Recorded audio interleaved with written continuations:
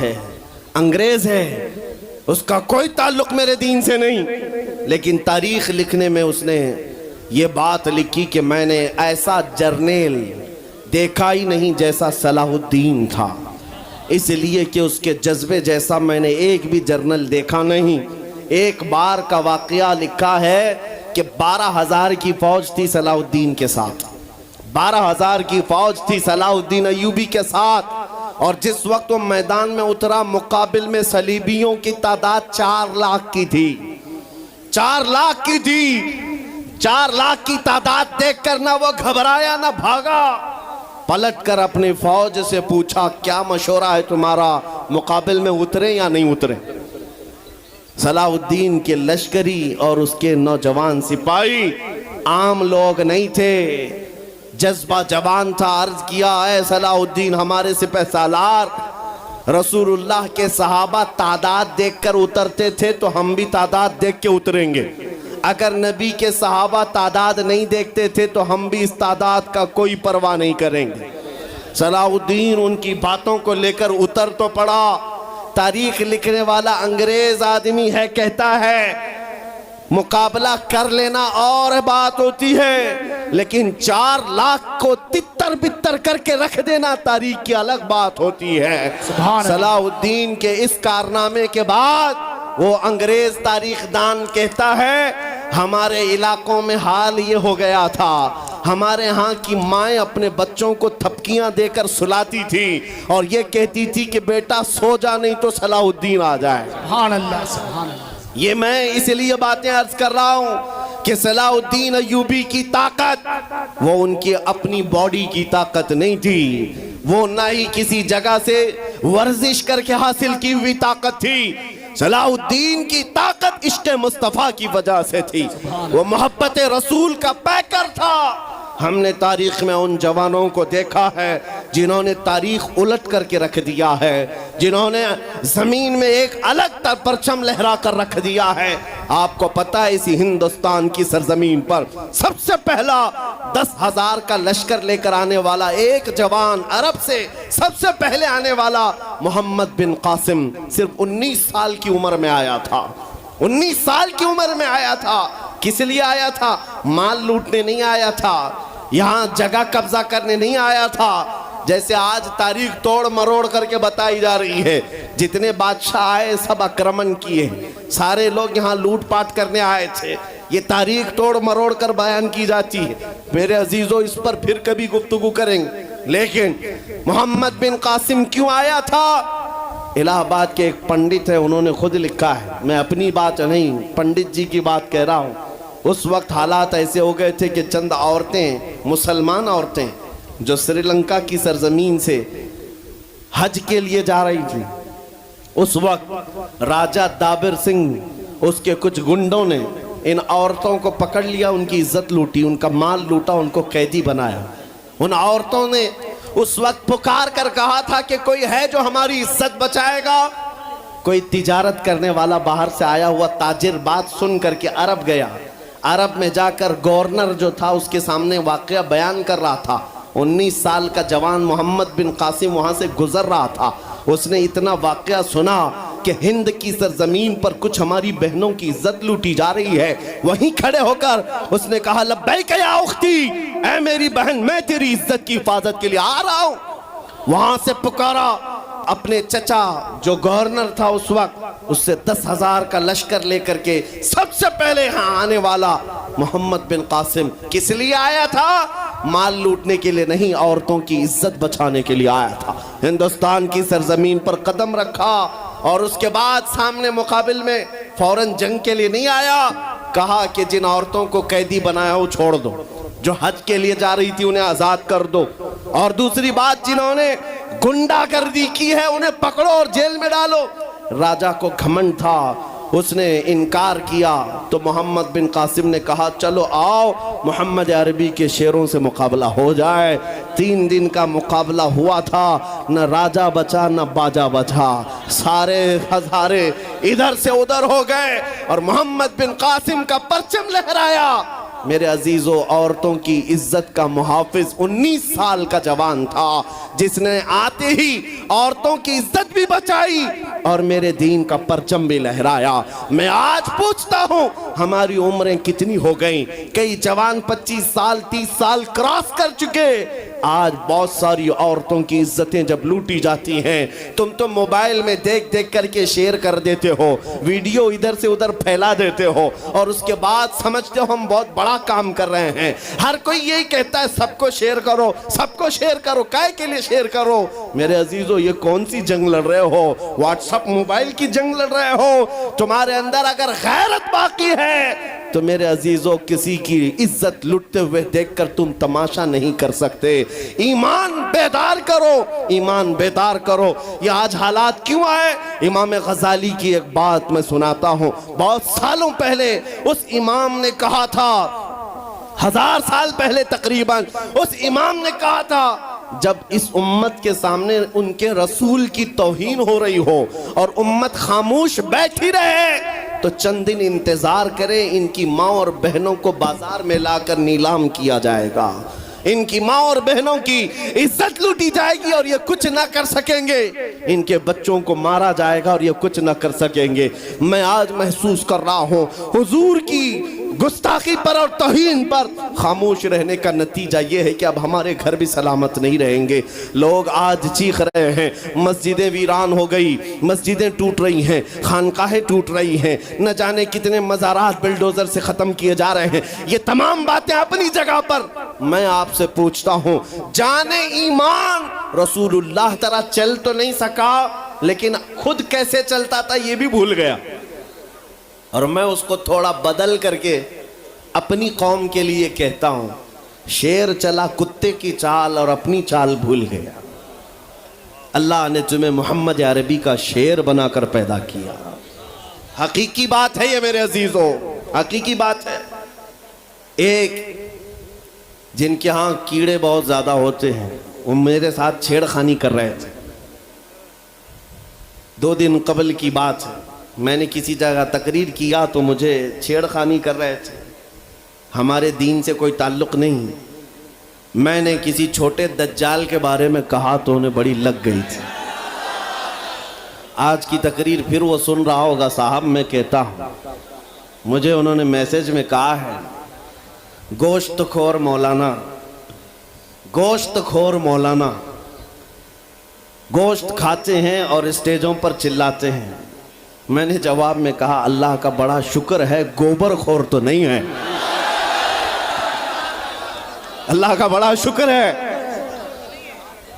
हम गोबर को कोहे नूर कहने वाले तो नहीं हैं। अल्लाह ने दूध पीने वाली कौम में पैदा किया है, पेशाब पीने वाली में नहीं। नारे तकबीर, नारे रिसालत, नारे हैदरी।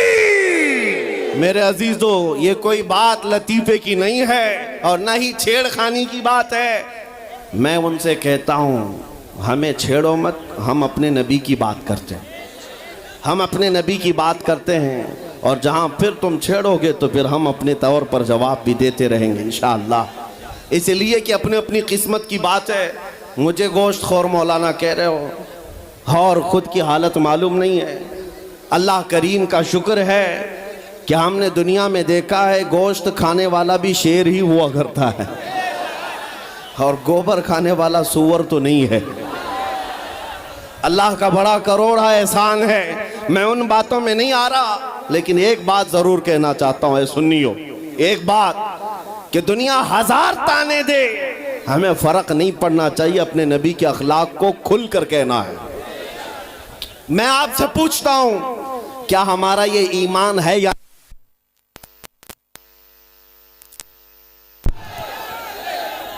हेलो हेलो, हमारा ये ईमान है या नहीं कि मेरा खुदा सच्चा है, बेशक हमारा नबी सच्चा है, हमारा दीन सच्चा है, कुरान सच्चा है। जब तुम्हारा यकीन है कि मेरा खुदा सच्चा, मेरा दीन सच्चा, मेरा कुरान सच्चा, मेरा नबी सच्चा, तो फिर मेरे अजीजों सर झुकाकर नहीं, सर उठाकर जियो। बेशक सुभान अल्लाह। और तुम्हें हुजूर अकरम सल्लल्लाहु ताला अलैहि वसल्लम के अखलाक पर कभी शर्म नहीं आनी चाहिए।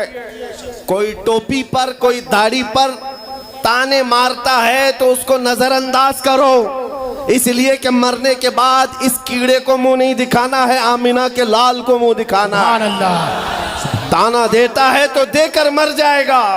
हमें फर्क नहीं पड़ता, हमारे लिबास से जलते हो तो और जलो, मरो, इसलिए कि जिसकी किस्मत में यहाँ भी जलना वहाँ भी जलना। और अल्हम्दुलिल्लाह सुन्नियों की किस्मत में यहाँ भी खुशियाँ हैं, वहाँ भी खुशियाँ। हम यहाँ पर हुजूर पाक का जिक्र कर रहे हैं और खुशहाल हैं, अल्हम्दुलिल्लाह खुशहाल हैं, इसलिए कि मुझे पता है हमारी हैसियत क्या है। खुशहाल हैं आप भी, हम हैं। ये छोटी मोटी शिकायतें तो सब करते हैं आप, कि बीमारी है, घर में खाना पानी नहीं है, धंधा नहीं चल रहा है, बिजनेस नहीं चल रहा है, सब लॉस में है, जॉब नहीं है, सब शिकायतें तुम्हारी है, हमें पता है। मेरे अजीजों, हम तो बार बार ये रोना रोते हैं, हम बड़ी कमज़ोर कौम हैं, हम बड़ी कमज़ोर कौम हैं, हम बड़ी कमज़ोर कौम हैं। लेकिन मीडिया के दज्जाली कुत्ते बार बार भौंक भौंक कर बताते हैं तुम कुछ हो, तुम कमज़ोर नहीं हो। 24 घंटे हम पर डिबेट होता है कि नहीं होता है? कुल मिलाकर हम पर ही डिबेट। अरे मियाँ, यहाँ तो इलेक्शन भी कैंपेनिंग के लिए हम ही हम हैं। हमारे मुद्दे को लेकर के ही सबको लड़ाना है, सबके दरमियान। मैं आपसे ये कहता हूँ, ये बातें यूं ही नहीं, वो बार बार तुम्हें भौंक कर बता रहे हैं तुम कुछ हो, लेकिन तुम कहते हो नहीं मैं कुछ नहीं हूं, हम कमजोर हैं। वो कहते हैं नहीं कमजोर नहीं, तुम कुछ हो। एक तरफ तो कहते हैं कुछ नहीं है, सब बिखरे हुए लोग हैं, पंचर पुत्र भी कहते हैं, लेकिन फिर हम उनसे कहते हैं मियाँ पंचर पुत्र है तो 24 घंटे डिबेट हम पर क्यों करते हो? डर किस बात का है? किस बात का डर है? क्या दूसरी और कौमें नहीं हैं जिसको निशाना बनाओगे? अरे 70 कौमें मौजूद हैं, लेकिन हमें पता है तुम्हारी आंखों में अगर कोई चुभता है तो गुलाम मुस्तफ़ा ही है, इसलिए कि उन्हें भी तारीख पता है। ये अगर निकल पड़े हैं सहरा से बगैर चप्पल के, पैबंद लगे कपड़ों से, तो कैसर और किसरा को भी धूल चटा सकते हैं।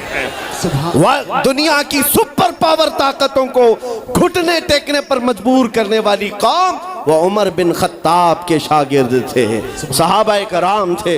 दुनिया को तारीख पता है कि ये जिस दिन पढ़ने लग गए खालिद बिन वलीद को, जिस दिन ये पढ़ने लग गए सलाहुद्दीन अय्यूबी को, जिस दिन इनको कोई कहने लग गया कि तुम्हारा कोई शिहाबुद्दीन गौरी भी था, तुम्हारा कोई औरंगजेब भी था, तो फिर ये मुर्दा और मुरझाई हुई कौम दोबारा उठने लग गई तो अच्छे अच्छों की नींद हराम हो सकती है। इसीलिए कहा जाता है मुसलमानों के मोहल्ले में नशा बांटो, मुसलमानों को नशा करवाओ, नशा बेचने वाले यही, नशा करने वाले यही, इसलिए कि ये जब तक नशा में रहेंगे हम सुकून से रहेंगे, और जिस दिन ये उठ गए तो दूसरों के सुकून के लाले पड़ जाएंगे। इसलिए मेरे अजीजों, मैं तुम्हें बेदार करने के लिए आया हूं और दुनिया की नजरों में खटकता रहूंगा, लेकिन मेरे पास जितना भी वक्त मौजूद है मैं खामोश नहीं रहूंगा इंशाअल्लाहुल अज़ीज़। कल को भी अगर मेरी फांसी हो जाए मुझे इस बात की परवाह नहीं है, दुनिया से जाएंगे। हमारे एक के मर जाने के बाद उन कुत्तों से कहता हूं कि इसको ये मत समझ लेना कि इस्लाम खत्म हो जाएगा, मुझ जैसे 1000 कट भी जाएं तब भी हम नारा यही लगाएंगे, इस्लाम जिंदा होता है हर करबला के बाद। नारे तकबीर, नारे रिसालत, शहंशाह खिताबत, शेरे हिंदुस्तान सलमान मुफ्ती सलमान हजारी साहब किबला। सुभान अल्लाह, सुभान अल्लाह। मेरे अजीजों, बात आज ईमान की है। मैंने आज तक किसी तकरीर में किसी को असलहा उठाने की बात नहीं की, मैंने कभी किसी को बंदूक बारूद चाकू तलवार की बात नहीं की, और ना ही हमें जरूरत है।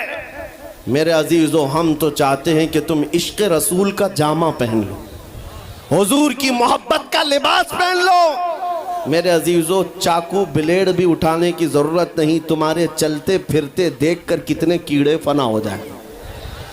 हाँ, सिर्फ तुम्हारी चलत फिरत से कई कुत्ते नालियों में मर जाएं। सबको समझ में आती है बात। और जिन लोगों ने मुझसे पूछा था बार बार, आप कुत्ते किसको कहते हैं, मैंने कहा कोई सुन्नी मुझसे पूछा ही नहीं,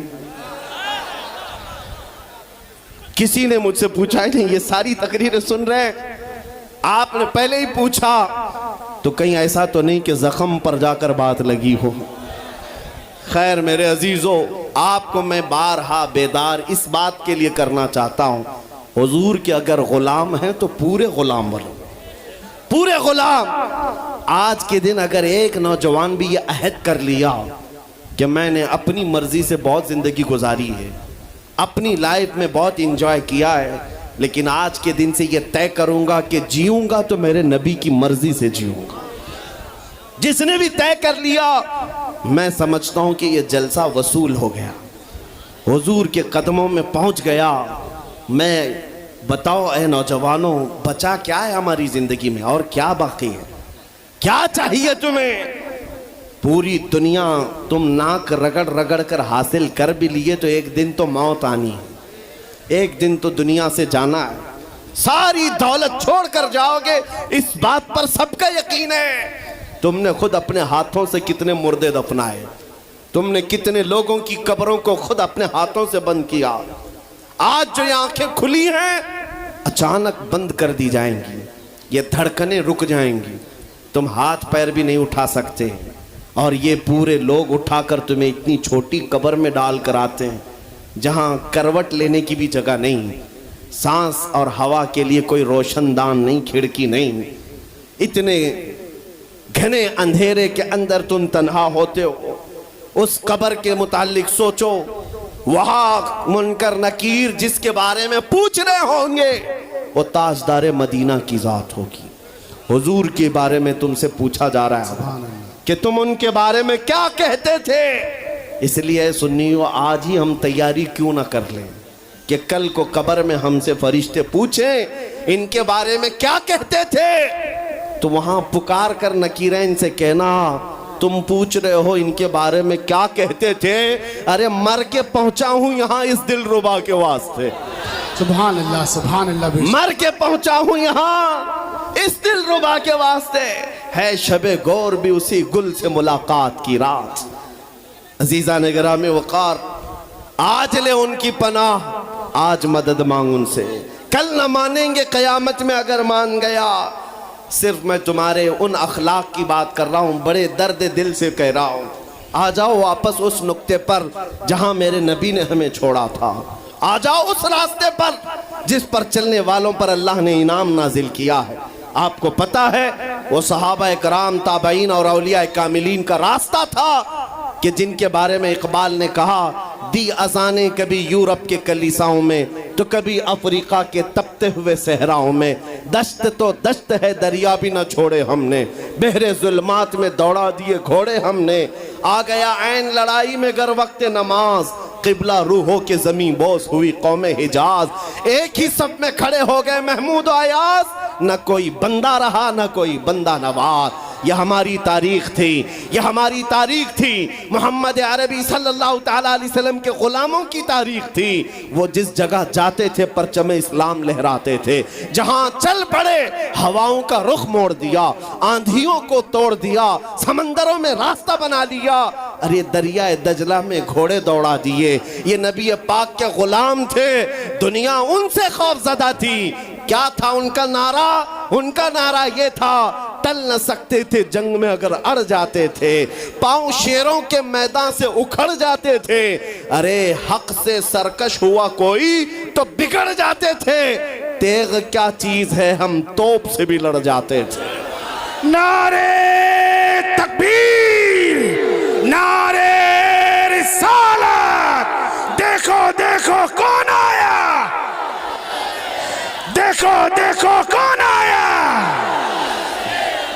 तवज्जो की बात है, हम उस कौम के वारिसीन में से हैं, दुनिया जिनकी तारीख जानती है। आपको पता है अंग्रेज तारीख दान है, अंग्रेज है, उसका कोई ताल्लुक मेरे दीन से नहीं, लेकिन तारीख लिखने में उसने ये बात लिखी कि मैंने ऐसा जर्नेल देखा ही नहीं जैसा सलाहुद्दीन था, इसलिए कि उसके जज्बे जैसा मैंने एक भी जर्नल देखा नहीं।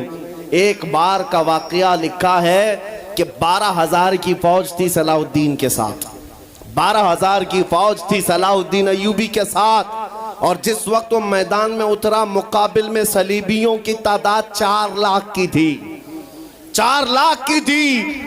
4 लाख की तादाद देखकर ना वो घबराया ना भागा, पलटकर अपनी फौज से पूछा, क्या मशवरा है तुम्हारा, मुकाबिल में उतरे या नहीं उतरे।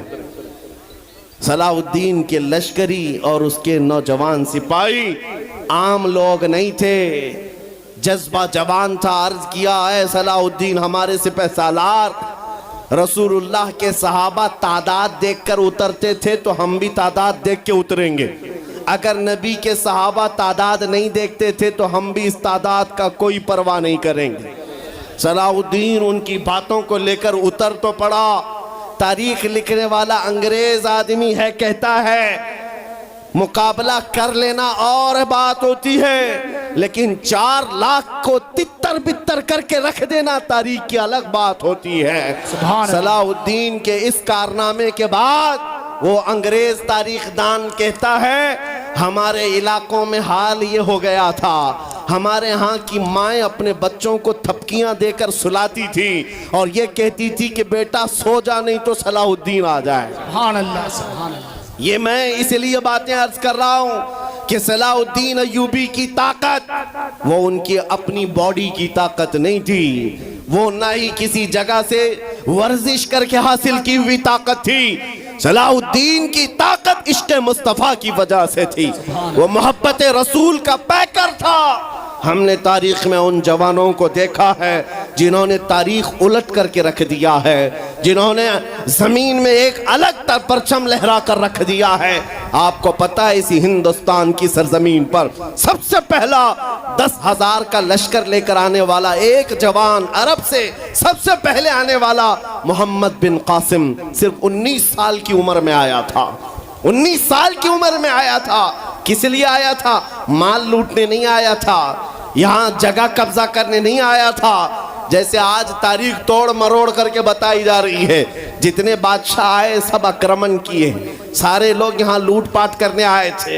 ये तारीख तोड़ मरोड़ कर बयान की जाती है। मेरे अजीजों, इस पर फिर कभी गुफ्तगू करेंगे, लेकिन मोहम्मद बिन कासिम क्यों आया था? इलाहाबाद के एक पंडित है, उन्होंने खुद लिखा है, मैं अपनी बात नहीं पंडित जी की बात कह रहा हूँ। उस वक्त हालात ऐसे हो गए थे कि चंद औरतें, मुसलमान औरतें जो श्रीलंका की सरजमीन से हज के लिए जा रही थी, उस वक्त राजा दाबिर सिंह उसके कुछ गुंडों ने इन औरतों को पकड़ लिया, उनकी इज्जत लूटी, उनका माल लूटा, उनको कैदी बनाया। उन औरतों ने उस वक्त पुकार कर कहा था कि कोई है जो हमारी इज्जत बचाएगा। कोई तिजारत करने वाला बाहर से आया हुआ ताजिर बात सुन करके अरब गया। अरब में जाकर गवर्नर जो था उसके सामने वाकया बयान कर रहा था।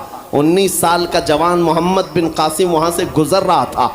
उसने इतना वाकया सुना कि हिंद की सरजमीन पर कुछ हमारी बहनों की इज्जत लूटी जा रही है। वहीं खड़े होकर उसने कहा, लब्बैक या उख्ती, ऐ मेरी बहन, मैं तेरी इज्जत की हिफाजत के लिए आ रहा हूँ।